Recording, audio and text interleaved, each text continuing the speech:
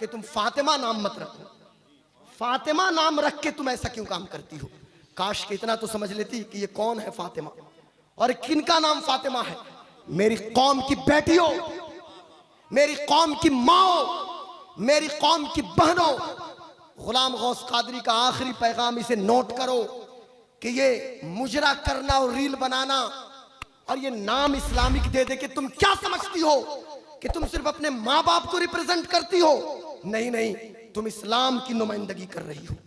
और मैं तो कहता हूं अगर जिसने बुर्का पहन लिया, नकाब पहन लिया, इस्लामी घराने से ताल्लुक है, तो सही मानों में इस्लाम को रिप्रेजेंट कर रही है। तुम्हारे रवैये में भी फ्लेक्सिबिलिटी ना हो, लचीलापन ना हो और मुकम्मल पर्दा इख्तियार करो। हो सकता है कि ये भेड़िए, ये दरिंदे ग्लैमर के नाम पे, खूबसूरती के नाम पे, हुस्न के नाम पे तुम्हें गुमराह करने की कोशिश। बरेली के इमाम ने कहा कि तुझसे दर, दर से सग और सग से है निस्बत मुझको, मेरी गर्दन में भी है दूर का डोरा तेरा। और इस निशानी के जो सग हैं नहीं मारे जाते, हश्र तक मेरे गले में रहे पट्टा तेरा। और मेरी किस्मत की कसम खाएं सगाने बगदाद, जब से उस दर की गुलामी मिली और हिंदुस्तान में कश्मीर से कन्याकुमारी और गुजरात से असम और अंडमान से लक्षद्वीप तक हम गौसे पाक के दर के कुत्ते हम हैं साहब, और गौसे आजम के दर की नुमाइंदगी करते हैं। तो हमने भी कहना शुरू किया आला हजरत के मसलक के नकीब होने की हैसियत से कि मेरी किस्मत की कसम खाएं सगाने बगदाद, मेरी किस्मत की कसम खाएं सगाने बगदाद, हिंद में भी हूं तो देता रहूं पहरा तेरा। और कोई हमें डराने और धमकाने की कोशिश न करे, और आपको भी बहुत ज्यादा डेमरलाइज होने की जरूरत नहीं है साहब, और एहसास कमतरी का शिकार होने की जरूरत नहीं है। इसलिए कि क्या दबे जिस पे हिमायत का हो पंजा तेरा, क्या दबे जिस पे हिमायत का हो पंजा तेरा, शेर को खतरे में लाता नहीं कुत्ता तेरा, तो शेर को खतरे में लाता नहीं कुत्ता तेरा। तो ये तो गौसिया है माशाल्लाह, मुकेरी टोला का दारुल उलूम गौसिया कि जिसके हम सहन में इस वक्त मौजूद हैं, और सहन भी माशाल्लाह काफ़ी वसी और अरीज है कि जिसके प्रांगण और जिसके सहन में हम इस वक्त मौजूद हैं। हमारे सारे उलमा और असातिज़ा, मदरसे के सारे असातिज़ा मौजूद हैं, या अइम्मा या उलमा कि जिनके कदमों के ज़र्रात को गुलाम गौस कादरी अपनी दस्तार का तुर्रा बनाता है। और आपकी समातों की दहलीज तक कुछ बातें पहुंचाने की मैं जुरत और जसारत करता हूं, इस उम्मीद के साथ कि शायद कि तेरे दिल में उतर जाए मेरी बात, और यकीनन उतरेगी, इसलिए कि दिल से जो बात निकलती है असर रखती है, पर नहीं ताकत परवाज मगर रखती है। और जैसा कि मेरे मिजाज से आप वाकिफ ही हैं कि बहुत ज़्यादा मुझे शोर और चिल्लाहट की भी ज़रूरत नहीं, इत्मीनान से आप कंसंट्रेट होके जहनी यकसूई के साथ आप मेरी गुफ्तगू सुनते भी हैं और इंशाअल्लाह समाअत करेंगे। हमारी कौम की बेटियां, मेरी माएँ और मेरी बहनें भी कसीर तादाद में इस वक्त मौजूद हैं। आपने जलसे को जो उन्वान दिया है अज़मत मुस्तफ़ा कॉन्फ्रेंस, हुजूर की अज़मत और हुजूर की शान हम क्या बयान करें। आखिर में हमको यही कहना पड़ेगा, बल्कि सबको यही कहना पड़ा कि ला युमकिनुस सनाउ कमा काना हक़्क़ुहु बादस खुदा बुजुर्ग, तो ये किस्सा मुख्तसर। और हम तो वही कहते हैं जो बरेली के इमाम ने कहा क्या रज़ा खुद साहिब कुरान है मद्दाह हुजूर, तुझसे कब मुमकिन है फिर मिदहत रसूलुल्लाह की। लेकिन आज मेरे जहन में मैंने जो खाका तैयार किया है, थोड़ी देर स्टेज पे बैठे बैठे अल्लामा खलीलुल्लाह साहब क़िबला का भी बयान हुआ और हज़रत मौलाना तबरेज़ साहब क़िबला का इंशाअल्लाह अल्लामा इरशाद खान बरकाती भी बयान करेंगे। हज़रत हुजूर जामी मियाँ के बाद हज़रत सैफ रज़ा साहब भी हैं और भी हमारे दिगर मौक़र उलमा शोरा मौजूद हैं। मैं अर्ज़ ये कर रहा था कि मैं बैठ के सोच रहा था कि आपको क्या मैं पैगाम दूं, तो एक पॉजिटिव वे में कुछ बातें आपकी समातों की दहलीज तक मैं पहुंचाने की कोशिश कर रहा हूं। अब जाहिर सी बात है ये 2025 है, बेटा कोई उठ के ना जाए, रेयर केस में छुट्टी मिलेगी तो छुट्टी मिलेगी तो आप जाइएगा, एक नंबर इशारा कीजिएगा, मैं छुट्टी दूंगा। आप देखिए मैं आपको पढ़ा रहा हूं तो आप क्लासरूम में मौजूद है तो छुट्टी मांग के जाइएगा ना। मैं नहीं चाहता कि सोफा खराब कर दें आप या कालीन किसी का खराब कर दें, तो छुट्टी मिलेगी तो छुट्टी लेके आप जाइएगा, एक नंबर या 2 नंबर ऐसे इशारा करेंगे, छुट्टी इधर से मिलेगी तो चले जाइएगा। और बूढ़े हजरात इससे मतलब उनको मुकम्मल इजाजत है, जो हमारे ज़ईफुल उम्र जो चचा लोग मौजूद हैं, तो हमारे मिंटू भाई भी हरचंदा से आए हुए हैं, साउंड सर्विस उनकी है। मैं अर्ज ये कर रहा था कि मेरे दोस्तों, मेरे बुजुर्गों, मेरे भाइयों, मैं मुकेरी टोला के नौजवानों को मुबारकबाद पेश करूंगा। एक अजीमुशान कॉन्फ्रेंस आपने मुनक्किद किया है, तो यहाँ से कुछ पैगाम लेके जाएं और इस पर अमल करने की कोशिश करें। ये 2025 है और नवंबर का महीना चल रहा है, 28 नवंबर की आज तारीख है। कल 29 नवंबर की तारीख है। आप सब जानते हैं, जैसा कि आपको पता है कि ये 21वीं सेंचुरी चल रही है, 21वीं शताब्दी है, जिसकी तीसरी दहाई में, यानी हम तीसरे दशक में हम और आप जिंदगी गुजार रहे हैं। जाहिर सी बात है भाई, इसकी पहली दहाई से ही और पहले दशक से ही से हमने कहना शुरू किया कि ये साइंस और टेक का दौर चल रहा है। यानी साइंस और टेक्नोलॉजी इस कदर हम पे हावी है कि एक लम्हे के लिए हम उससे गाफिल हो जाएं तो अपनी जिंदगी में न जाने कितना दिन पीछे चले जाएंगे। हम इसकी इमेजिन, इसका तस्वुर और इसका कल्पना भी नहीं कर सकते हैं। ऐसे माहौल में मैं मना भी नहीं करता, आप सोशल मीडिया पे मौजूद हैं, सोशल मीडिया के जितने सोर्सेस हैं वहां भी आप मौजूद हैं। हमारे छोटे छोटे बच्चे टेक्नो फ्रेंडली हो चुके हैं, यानी टेक्नोलॉजी के करीब हैं। लेकिन सवाल ये पैदा होता है, मैं कौम के उन नौजवानों से पूछना चाहता हूं, और मेरी बेटियां, मेरी माएँ, मेरी बहनें भी मौजूद हैं, कि एक तरफ तो आप कह रहे हैं कि सोशल मीडिया पे हमारे अकाउंट्स मौजूद हैं, आप जैसा कि फेसबुक पे या इंस्टा पे या ट्विटर पे या और भी मुख्तलिफ जो प्लेटफॉर्म्स हैं सोशल मीडिया के। लेकिन अफसोस के साथ कारी अख्तर ज़िया साहब क़िबला, मुझे ये कहना पड़ रहा है, अफसोस के साथ मैं कह रहा हूं कि एक ट्रेजेडी है हजरत, और एक अलमिया और एक विडंबना की बात है कि एक तरफ तो हमारे अकाउंट्स वहां मौजूद हैं, लेकिन पॉजिटिव वे में जिस तरह सोशल मीडिया का इस्तेमाल होना चाहिए हम उसका इस्तेमाल नहीं कर रहे हैं, और अगर इस्तेमाल कर भी रहे हैं तो आटे में नमक के बराबर हम कर रहे हैं। मैं आपसे पूछना यह चाहता हूं, आप कह रहे हैं कि आप टेक्नो फ्रेंडली हो चुके हैं, भाई आप टेक्नोलॉजी के करीब हैं, लेकिन मुझे बताइए तो सही, आप में कितने लोग हैं जो बिल गेट्स का मुकाबला कर रहे हैं? आप में कितने सारे लोग हैं जो वॉरेन बफेट का मुकाबला कर सकते हैं? आप में कितने सारे लोग हैं जो जेफ बेजोस का मुकाबला कर सकते हैं? आप में कितने सारे लोग हैं जो मार्क जुकरबर्ग का मुकाबला कर सकते हैं? शायद कि ये नाम भी आपके लिए अनजाना बने कि गुलाम गौस कादरी, ये कौन सा नाम आपके सामने रख रहे हैं? मैं कहना ये चाहता हूं मेरे दोस्तों, मेरे बुजुर्गों, मेरे भाइयों, ये दुनिया के वो लोग हैं कि जिनका कब्जा दुनिया के इकोनॉमिक्स पे है, दुनिया के मईशत सिस्टम पे है। अब ऐसे माहौल में कि जब माशियात पे इन चंद लोगों का कब्जा हो चुका है कि जिनका नाम मैंने अभी आपके सामने लिया, आप समझते कि नहीं साहब मुकेश अंबानी का कब्जा है? नहीं नहीं, मैं कहता हूं ये बहुत छोटे लोग हैं साहब। अगर भारत के चंद लोगों का आप नाम लें, अगर आप मुकेश अंबानी का नाम लेंगे, अगर आप अडानी का नाम लेना शुरू करेंगे तो ये छोटे लोग हैं उनके मुकाबले में। अब आपको मैं एलन मस्क का नाम आपके सामने रखूं जो टेस्ला का मालिक है, अगर बिल गेट्स का नाम रखूं जो माइक्रोसॉफ्ट का मालिक है, और जो फेसबुक का मोजिद है, अगर मार्क जुकरबर्ग का नाम आपके सामने रखूं, अगर मैं वॉरेन बफेट का नाम रखूं, अगर जेफ बेजोस का नाम रखूं, तो आप घबराएंगे कि गुलाम गौस कादरी ये क्या कह रहे हैं और क्या पढ़ रहे हैं। लेकिन दुनिया के इकोनॉमिक्स पे, दुनिया की मईशत पे हजरत तवज्जो चाहता हूं, इन्हीं चंद लोगों का, आज बड़ी बात मैं कहने जा रहा हूं, इन्हीं चंद लोगों का कब्जा है। और मईशत पे कब्जा होने की वजह से, इकोनॉमिक्स पे कब्जा होने की वजह से आज वो कौन ऐसा शोबा नहीं है कि जहां सूदी निजाम मौजूद ना हो। एक तरफ हम इस्लाम को रिप्रेजेंट करते हैं और हम इस्लाम की नुमाइंदगी करते हैं। मौलाना वसीम मजहरी साहब क़िबला तवज्जो चाहता हूं, एक तरफ हम इस्लाम को रिप्रेजेंट कर रहे हैं, और इस्लाम बहुत बड़ी ऊंची बात है, इंजीनियर साहब आप सुन रहे हैं, इस्लाम को रिप्रेजेंट कर रहे हैं, और दूसरी तरफ हर मामले में सूद हम ले भी रहे हैं और सूद दे भी रहे हैं। अब आप मुझसे पलट के पूछिएगा कि गुलाम गौस कादरी, हम तो सूद लेते भी नहीं हैं, सूद देते भी नहीं है, सूद की तहरीर भी नहीं कराते, लेकिन आप जो सूदी सिस्टम पे बयान कर रहे हैं, तो मैं कहने लगा हूं आपको कि चूंकि इकोनॉमिक्स पे, मईशत पे इन मुट्ठी भर लोगों का कब्जा है, जिसके नतीजे में बैंकिंग सिस्टम का निजाम हो या फिर इन्वेस्ट सिस्टम का निजाम हो, वो कौन ऐसा निजाम नहीं है कि जिस निजाम में सूद मौजूद नहीं है। अब हमारी जिम्मेदारी क्या बनती है? कोई तो नबी का आशिक उठे ना, कोई तो नबी का दीवाना उठे ना, कोई तो नबी का मतवाला तो उठे कि जिसकी रातें तहज्जुद में गुजरे, कि जो रात में इबादत तो करे और दिन में, दिन के अंदर दुनिया की मईशत को समझने की कोशिश करे, दुनिया के इकोनॉमिक्स को समझे और दुनिया के सामने निजाम मुस्तफा पेश करने की कोशिश करे कि हुजूर का जो निजाम है। अब आप कहेंगे निजाम मुस्तफा क्या है? ये वही निजाम मुस्तफा है जो अमन व आश्ती की बात करता है, ये निजाम मुस्तफा बहनों की इज्जत व आबरू की बात करता है, ये निजाम मुस्तफा मईशत से, इकोनॉमिक्स से सूदी निजाम को खत्म करता है। ये निजाम मुस्तफ़ा पॉलिटिकल निजाम की भी बात करता है। ये निजाम मुस्तफ़ा कि जिसका अपना निजाम इबादत है, इस निजाम मुस्तफ़ा का अपना निजाम सियासत है, निजाम मुस्तफ़ा का एक अपना मईशत का निजाम है, एक समाजियात का निजाम है, एक आइली निजाम है। लेकिन बातें तो हम लंबी लंबी छोड़ते हैं, हमें सर जोड़ के बैठ के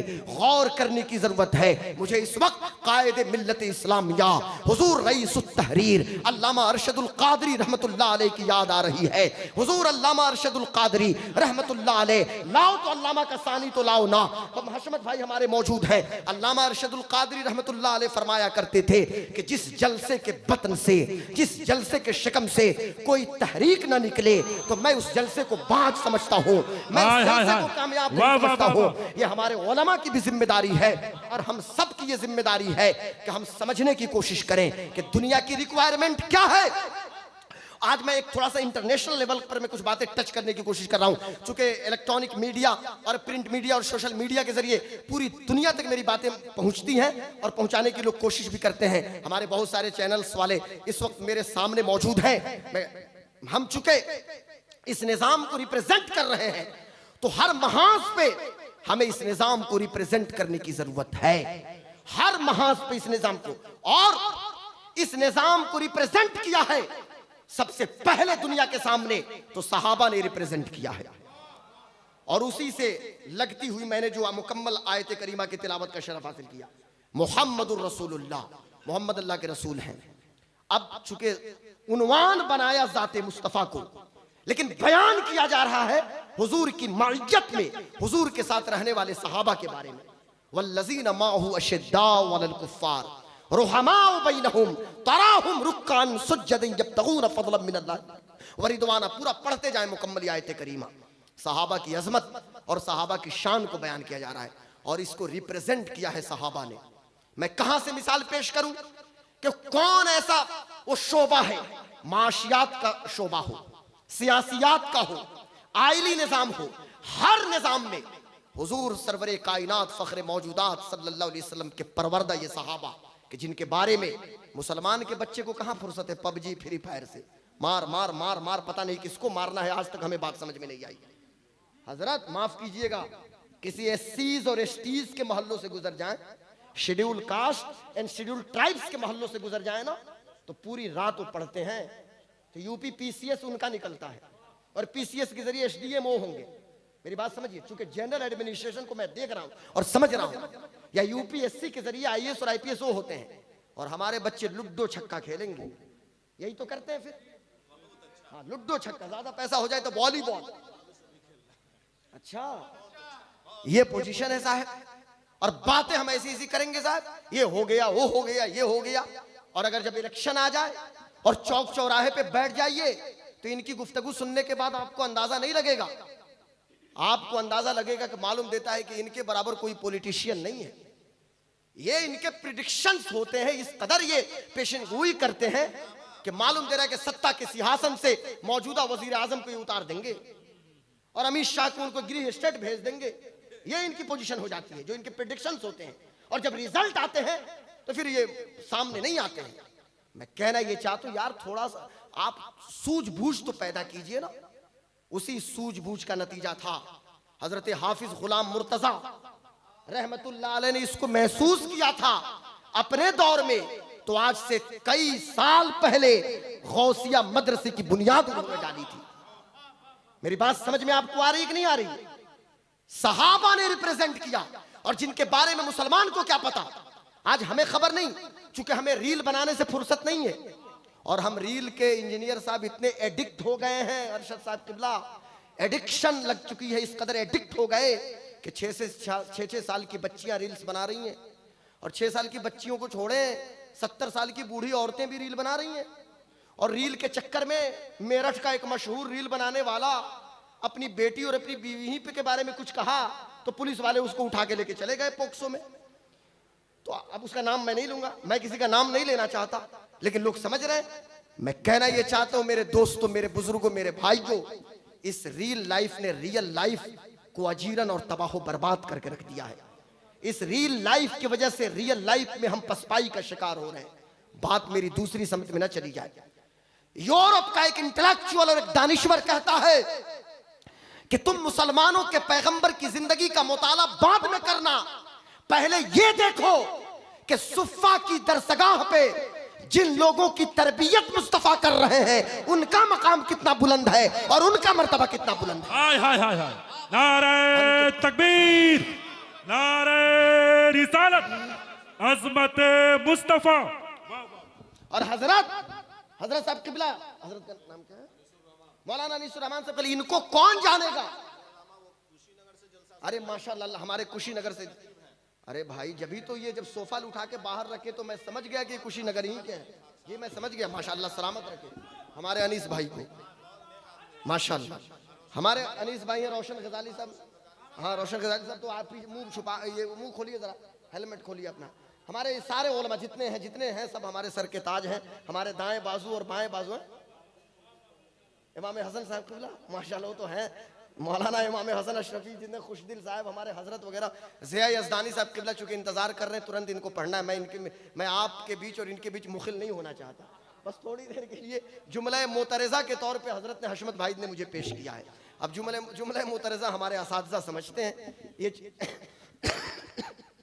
तो बात ये चल रही थी सहाबा ने रिप्रेजेंट। मुझे इस वक्त एक सहाबी की याद आ रही है। ये कौन है? जिनका नाम हजरत कुसुम इब्ने अब्बास रदी अल्लाह तआला अन्हु है। ये नाम भी शायद आपने पहली बार सुना है, कुसम। ये कुसम लफ्ज है, काफ है, सा है, मीम है। तो काफ पेश को और सा पर जबर है और मीम है, कुसम लफ्ज है दरअसल। ये कौन है? आप सुनिए, दंग रह जाइएगा, ईमान ताजा हो जाएगा। मुसलमानों, ये कुसम इब्ने अब्बास वो है जो रिश्ते में रसूलुल्लाह सल्लल्लाहु अलैहि वसल्लम के चचाजाद भाई हैं। वसीम भाई खुशदिल साहब किबला, रसूल पाक सल्लल्लाहु अलैहि वसल्लम के चचा हजरत अब्बास इब्ने अब्दुल मुत्तलिब, उनके बेटे जहां हजरत अब्दुल्ला इब्ने अब्बास, हजरत फजल इब्ने अब्बास और हजरत कुसम इब्ने अब्बास, हजरत फुज़ैल इब्ने अब्बास, ये हजरत रसूल पाक सल्लल्लाहु अलैहि वसल्लम के चचेरे भाई हैं। हजरत कुसम इब्ने अब्बास ये सहाबी हैं, हुजूर की निगाहों के परवरदा है।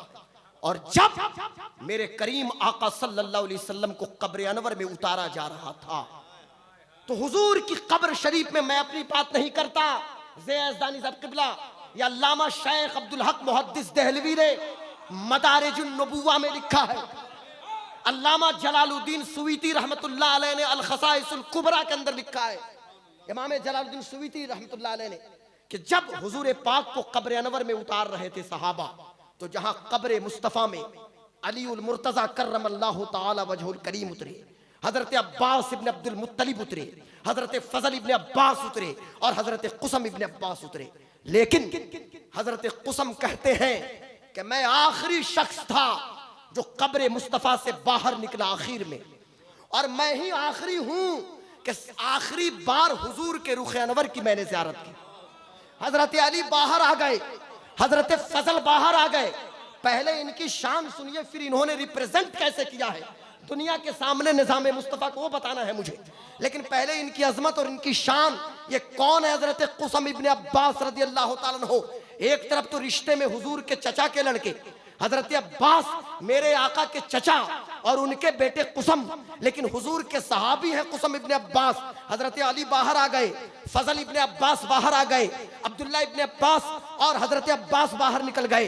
अब हजरत कुसम कहते हैं कि अब आखिरी लम्हा है, मेरे करीम आका मुस्तफ़ा मेरे सामने हैं और मैं हूँ। मैंने सोचा कि वद्दुहा जैसे रुख अनवर से जरा चादर को हटाऊं और मुस्तफ़ा जाने आलम के रुख अनवर की ज़ियारत तो कर लूं। चादर हटाया है हजरत कुसम ने, तो क्या देखते हैं कि हुजूर के लब हिल रहे हैं, हुजूर के लब हिल रहे थे।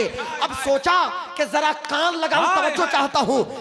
की बात है, हुजूर रफीक आला की जानिब सफर कर चुके हैं। हजरत तवज्जो अनीस भाई, हुजूर रफीक आला की जानिब सफर कर चुके हैं। चादर हटाया, देखा कि हुजूर को देखना है, लेकिन हुजूर के लब हिल रहे हैं, हुजूर के लब हिल रहे थे। सोचा कि कान लगाऊं, मेरे आका क्या फरमा रहे हैं। तो लबहाए मुस्तफा पे रब्ब हबली उम्मती, रब्ब हबली उम्मती की सदा मौजूद। नारे तकबीर, नारे रिसालत, उलमाए अहले सुन्नत अजमत मुस्तफ़ा कॉन्फ्रेंस, गुलाम गौस कादरी साहब किबला, नारे तकबीर। उस हालत में भी रब हबली उम्मती, मुसलमानों बताओ तू जिंदा है वल्लाह, तू जिंदा है वल्लाह। मेरी चश्मे आलम से छुप जाने वाले हुजूर कब्र अनवर में लब हाय मुस्तफ़ा हिल रहे हैं, और मेरे आका उस वक्त भी रब हबली उम्मती की सदा लगा रहे हैं। मैं आपसे पूछना ये चाहता हूँ, हजरत कुसम बाहर निकले और पेशानी मुस्तफ़ा, पहले पेशानी मुस्तफ़ा को चूमा, बाहर तशरीफ लाए और उसके बाद मदीना नहीं रुकते हैं। बताना सिर्फ ये था, पहले तो इनकी अजमत आपने देख ली, इनकी शान देख ली कि हुजूर ने तरबियत इनकी की है, सुफ़ा की दरसगाह पे पढ़ाया है इनको उंगली पकड़ के चलना भी मेरे आका ने सिखाया है, चूंकि चचेरे भाई भी हैं, सहाबी भी हैं। और उसके बाद कुसम इब्ने अब्बास मदीना में नहीं है, चंद दिन मदीना में रहे, और उसके बाद आपने मिडिल ईस्ट के ममालिक से आगे बढ़ते हुए सेंट्रल एशिया के कंट्री को आपने पसंद किया, और कहां तशरीफ ले गए हैरान हो जाइएगा। कहां अरब है, कहां जजीरतुल अरब, और कहां मक्का, कहां मदीना, कहां ताइफ, कहां जिद्दा, कहां कसीम, कहां यम्बू, कहां हाइल, और ये कहां पहुंचते हैं? ये उज़्बेकिस्तान की धरती पे पहुंचते हैं, ये समरकंद की सरजमीन पे पहुंचते हैं। और पूरे उज़्बेकिस्तान में इस्लाम की तबलीग किसी और ने नहीं की है। आज उज़्बेकिस्तान में जो इस्लाम की बहारें नजर आ रही हैं, ये किसी और की मेहनतों का समरा नहीं है, बल्कि सहाबी रसूल हजरत कुसम इब्ने अब्बास की मेहनतों का समरा। मुझे बताइए। और इन्होंने वहां पे हजरत कुसम इब्ने अब्बास ने हुजूर के निजाम को पेश किया। और जब निजाम मुस्तफ़ा की हम बात कर लेंगे तो सारी बातें इसमें आ जाएंगी, आएंगी कि नहीं आएंगी? तो फिर क्या कोई सूदी सिस्टम की बात होगी यहाँ पे? वो कोई और मौलवी होगा जो सत्ता के सिंहासन पे बैठे हुए लोगों की चाटुकारिता में स्विट्जरलैंड गया तो अपने बाप दादा की यहाँ चाटुकारिता, बल्कि चाटुकारिता की पराकाष्ठा पे पहुंचे हुए लोग। एक होता है चाटना हजरत, और एक चाटुकारिता की पराकाष्ठा पे पहुंचना। आखिरी बात सुनिए, चूंकि हमें जिया साहब से भी सुनना है। चाटुका और हजरत अल्लामा जामी साहब किबला तशरीफ ला रहे हैं हुजूर पीर तरीक़त, तो उनका बयान होगा और मैं भी इंशाल्लाह मौजूद रहूंगा। बात क्या चल रही थी? अभी टाइम है, वक्त है, इधर देखिए मेरी तरफ। कुछ लोग सिर्फ चाटुकार होते हैं और कुछ लोग चाटुकारिता की पराकाष्ठा पे पहुंचे हुए लोग होते हैं। उसी में वो थे, उन्होंने कह दिया कि हम निज़ाम मुस्तफ़ा का कंडेम करते हैं। हमने कहा तुम कहते हो, ये तो तुम्हारे बाप दादा की बात है।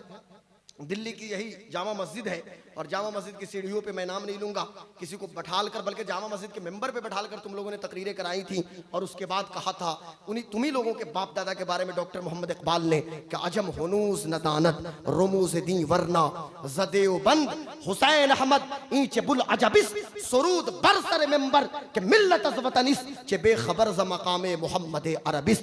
अब मैं इसका तर्जमा नहीं करूंगा और बहुत ज्यादा खुल के भी आपको सुनने की जरूरत, बस इतना समझिए कि हम वो लोग हैं कि हम निज़ाम मुस्तफ़ा चाहते हैं अपनी जिंदगी में, आपकी जिंदगी में, अपने घरों में, हर जगह इस निज़ाम मुस्तफ़ा को नाफिज करने की कोशिश कीजिए। मैं अर्ज़ कर रहा था, हजरत कुसम इब्ने अब्बास की बात चली थी कि जिन्होंने दुनिया के सामने, और अल्लाह अकबर, ये घराना भी तो सुभान अल्लाह क्या घराना है, हुजूर के चचा का घराना, कि जिनके एक बेटे हजरत कुसम इब्ने अब्बास के जिनकी तुरबत और जिनका मज़ार मुनव्वर, जिनका मज़ार शरीफ कहाँ पे है? तो समरकंद की धरती पे है। समरकंद में, यानी पैदा हुए ये मक्का शरीफ में, लेकिन इनको दफन किया गया समरकंद में। यानी पूरी जिंदगी उज़्बेकिस्तान में इस्लाम की तरबियत जो इशाअत की है। हजरत अब्दुल्ला इब्ने अब्बास ताइफ की धरती पे इनका मज़ार मुबारक है। हजरत अब्बास इब्ने अब्दुल मुत्तलिब के जितने बेटे हैं अलग अलग जगहों पे गए और इस्लाम की तर्जुमानी की है। इन्होंने हुजूर के निज़ाम मुस्तफ़ा को पेश किया है। इस दौर में, इस 2025 में हमारी और आपकी जिम्मेदारी क्या है? जरा कान खोल के सुन लीजिए। काश कि हमारी कौम के नौजवानों को पता होता। ए मेरी कौम के नौजवानों, अपनी जिम्मेदारी को समझने की कोशिश करो, अपनी रिस्पॉन्सिबिलिटी को समझने की कोशिश करो। हमारी जिम्मेदारी पल्सर पे बैठ के रील बनाना नहीं है, हमारी जिम्मेदारी अपाची बहुत तेज भगाना नहीं है, हमारी जिम्मेदारी हाईवे पे स्टंट करना नहीं है, हमारी जिम्मेदारी फालतू के काम करने नहीं है। काश कि हमारी जिंदगी ऐसी तो होती कि पता चलता कि नबी का सच्चा गुलाम है, नबी का आशिक है। हमारी जिंदगी सीरत सीरत मुस्तफ़ा के मुताबिक हो, हुजूर के सहाबा की जिंदगी के मुताबिक हो। काश कि हम उसामा इब्ने ज़ैद को देखते, हम हजरत मुसअब इब्ने उमैर की जिंदगी को देख लेते, हम हजरत तलहा इब्ने उबैदुल्लाह को देखते, हम हजरत खालिद बिन वलीद को देखते, हम उन सहाबा की जिंदगी को देखते कि जिन्होंने इस्लाम की तर्जुमानी हर वक्त की है और हर जगह निज़ाम मुस्तफ़ा को पेश किया है। हमारा अखलाक ऐसा हो, हमारा किरदार ऐसा हो कि जो लोग हमारी मजलिस में बैठे वो ये कहने पे मजबूर हो जाएं कि इनका अखलाक बहुत बुलंद है। यहाँ तक कि दूसरे धर्म के लोग भी जब हमसे मिले तो मिलने के बाद उनकी जबान पे ये बात आ जाए कि जब मुसलमानों का अखलाक इतना बुलंद है और इनका किरदार इतना अजीम है तो जिस नबी का ये कलमा पढ़ते हैं उनका अखलाक कितना बुलंद होगा, उनका किरदार कितना बुलंद होगा। हमारी तन्हाइयाँ पाक हो, हमारे ख्यालात पाकीज़ा हो, फिक्र नज़र पाकीज़ा हो। जब हर जगह पाकीज़गी पाकीज़गी आएगी तो हमारी ज़िंदगी में इनकलाब आएगा।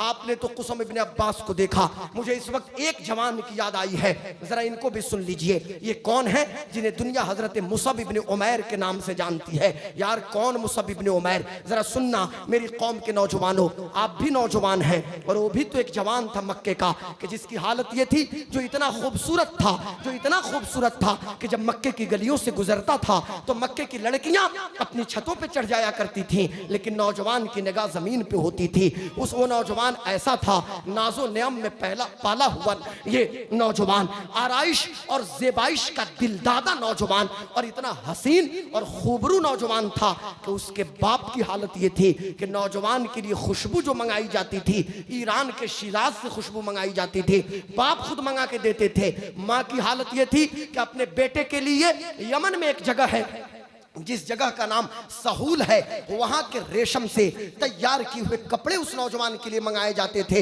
लेकिन एक दिन हालत ये हुई कि ये नौजवान हरम मक्की में आता है और मताफ में जब आया है नजर पड़ी है वद्दुहा जैसे चेहरे पे, नजर पड़ी है वल्लैल इज़ा सजा जैसी जुल्फों वाले मुस्तफ़ा पे, हुजूर पे नजर पड़ी। नौजवान मुस्तफ़ा का आशिक हो गया, मुस्तफ़ा से मोहब्बत करने वाला हो गया, नबी के कदमों पे आता है और नबी के कदमों पे सर है, कहता है या रसूल अल्लाह तेरे टुकड़ों पे पले, गैर की ठोकर पे न डाल, झिड़कियां खाएं कहां छोड़ के सदका तेरा, तेरे कदमों में जो है गैर का मुंह क्या देखे, कौन नजरों पे चढ़े देख के तलवा तेरा।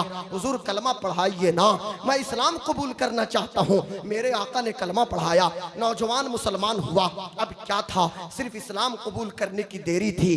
बाप ने जायदाद से निकाल दिया, माँ आती है हरम के अंदर और पूरे मक्का वालों से खिताब करती है और कहती है मक्का की औरतों और मक्का के मर्दों सुनो, मैं अपने बेटे को अपने घर से निकालती हूँ। अल्लाह अकबर। अब नौजवान की हालत यह है कि जो नौजवान इतना खूबसूरत हो, इतना हसीन व जमील हो, बदन पे एक जुब्बा है, पेवंद लगा हुआ जुब्बा है जिसकी सीलन भी खुल चुकी है, पेवंद ज़दा जुब्बा है।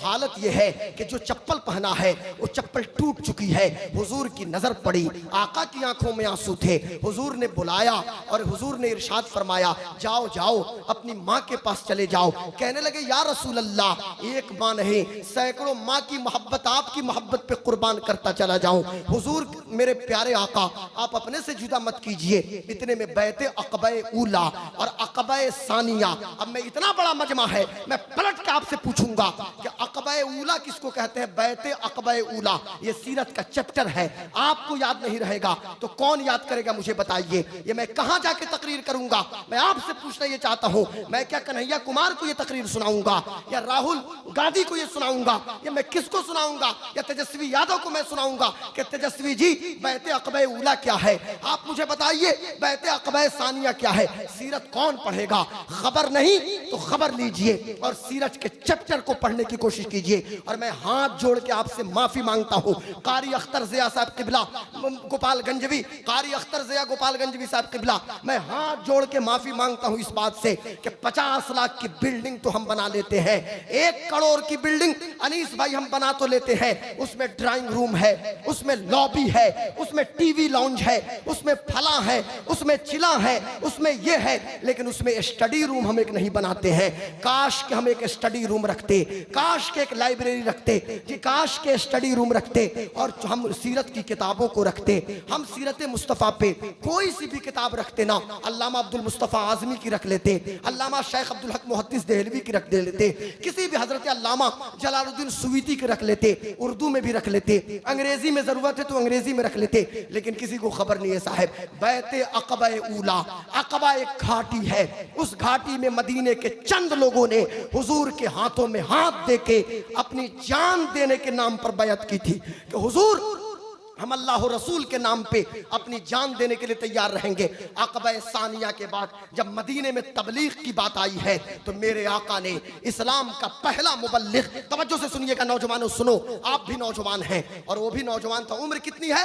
सिर्फ 21 साल, 21 ईयर, सिर्फ 21 ईयर। और 21 साल के नौजवान को हुजूर ने बुला के पहला मुबल्लिग और पहला अलमबरदार बना के मदीना रवाना किया है। ये मदीना शरीफ आए हैं और अभी हुजूर नहीं आए हैं, कभी कबीले औस में, कभी कबीले खजरज में जा जाकर इस्लाम की तबलीग कर रहे हैं। और हालत यह है कि हजरत मुसाब की कद्दो काविश के नतीजे में, हजरत मुसाब इब्ने उमैर की कोशिशों के नतीजे में 75% मदीना इस्लाम कबूल कर चुका था।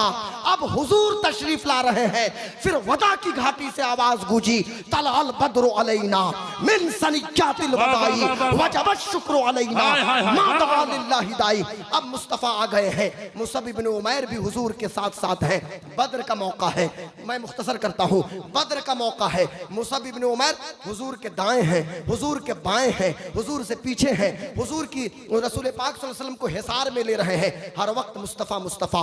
उहुद का मौका है, जब सहाबा शहीद हो रहे थे, हजरत मुसअब इब्ने उमैर की भी शहादत हो जाती है।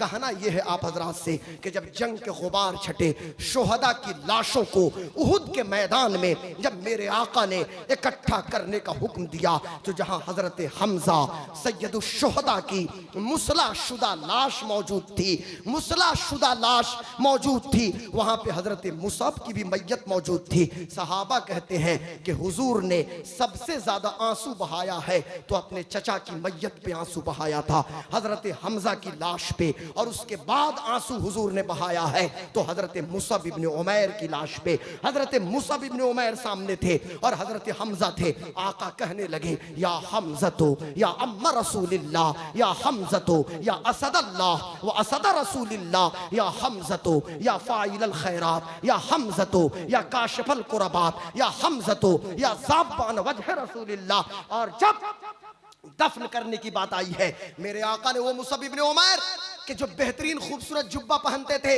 जब कफन देने की बात आई है तो एक चादर तक नहीं है। हुजूर ने अपनी चादर मुबारक को उतारा, उसको 2 टुकड़ा किया, एक टुकड़ा हजरत हमजा की लाश पे रखा और एक टुकड़ा हजरत मुसअब इब्ने उमैर की जिस्म अनवर पे रखा है मेरे आका। और फिर मेरे आका ने कदम कदम पे इज़खर घास डालने का हुक्म दिया और हुजूर ने मुसअब इब्ने उमैर और हजरत हमजा को उसी कब्र में मेरे आका सल्लल्लाहु अलैहि वसल्लम ने दफन करने का हुक्म दिया।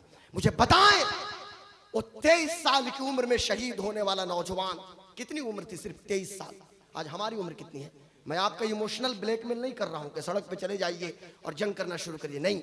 मैं एक बात कह रहा हूं कि हम जो इन्नी उहिब्बुका या रसूल अल्लाह का नारा लगाते हैं और जगह जगह बैनर भी हमने इन्नी उहिब्बुका या रसूल अल्लाह का हमने लगा दिया है, काश कि हमारा किरदार और कैरेक्टर भी ऐसा हो जाए कि हमारा किरदार बोले इन्नी उहिब्बुका या रसूल अल्लाह, हमारा अखलाक बोले या रसूल अल्लाह हमें आपसे प्यार है, हम आपसे मोहब्बत करते हैं।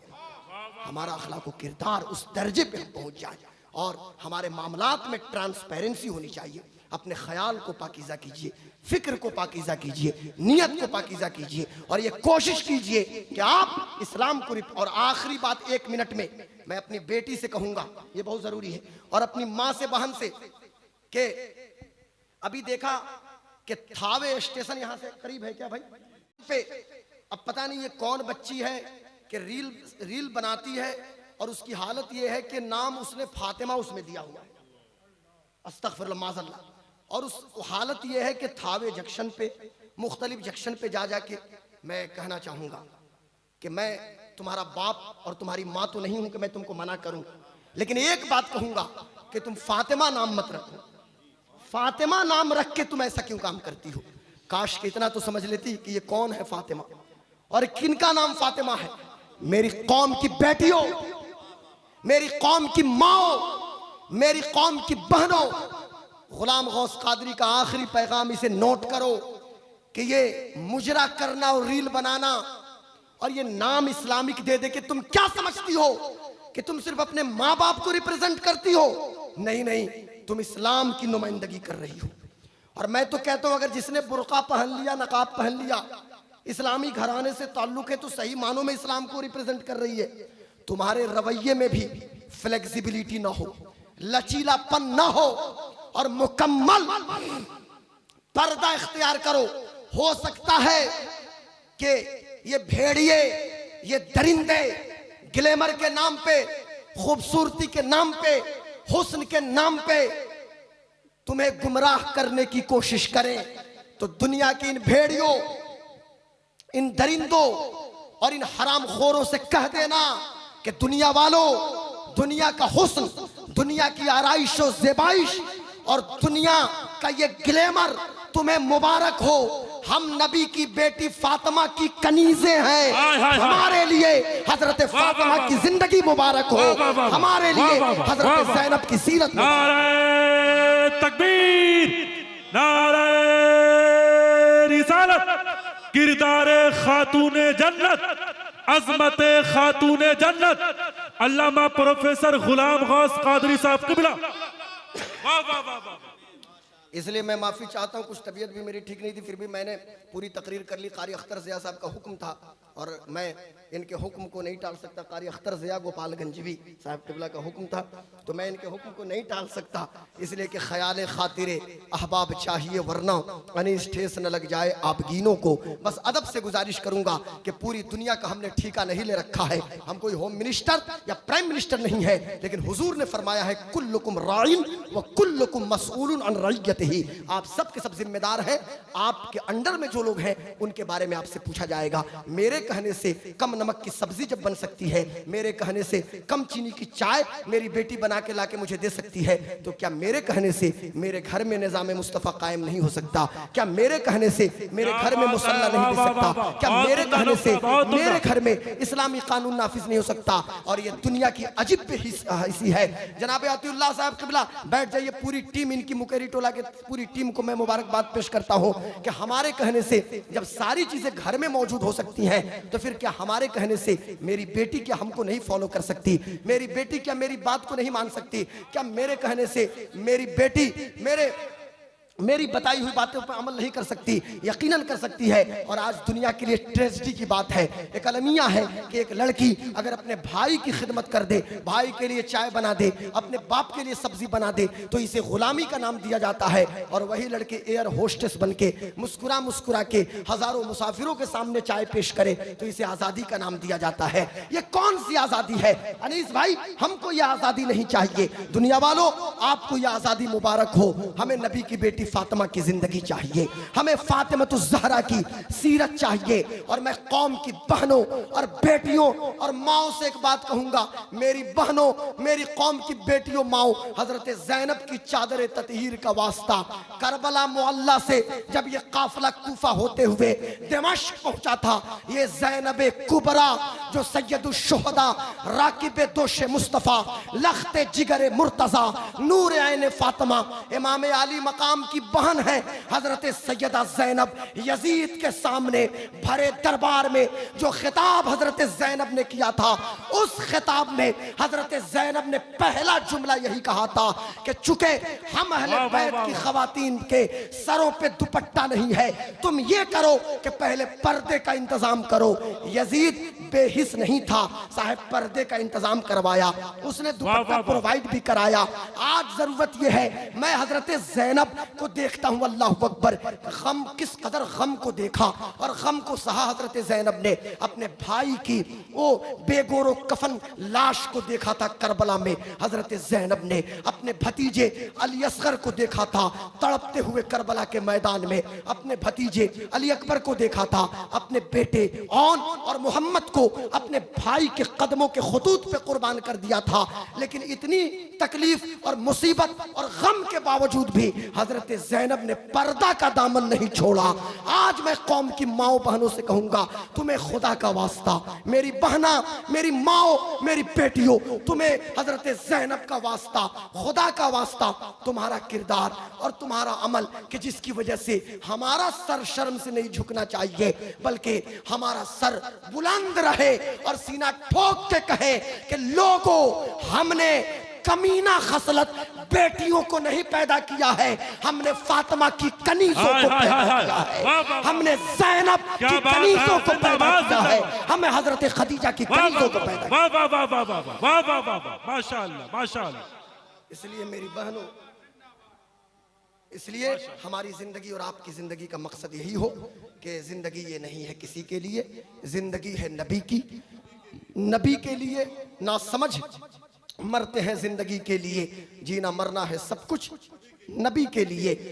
मसलके आला हजरत पे कायम रहो, जिंदगी दी गई है इसी के लिए। मसलके आला हजरत सलामत रहे, एक पहचान दीने नबी के लिए। अख्तर कादरी खुल्द में जा बसे, खुल्द वाह हर एक कादरी के लिए। वमा अलैना इल्लल बलाग। अस्सलामु अलैकुम।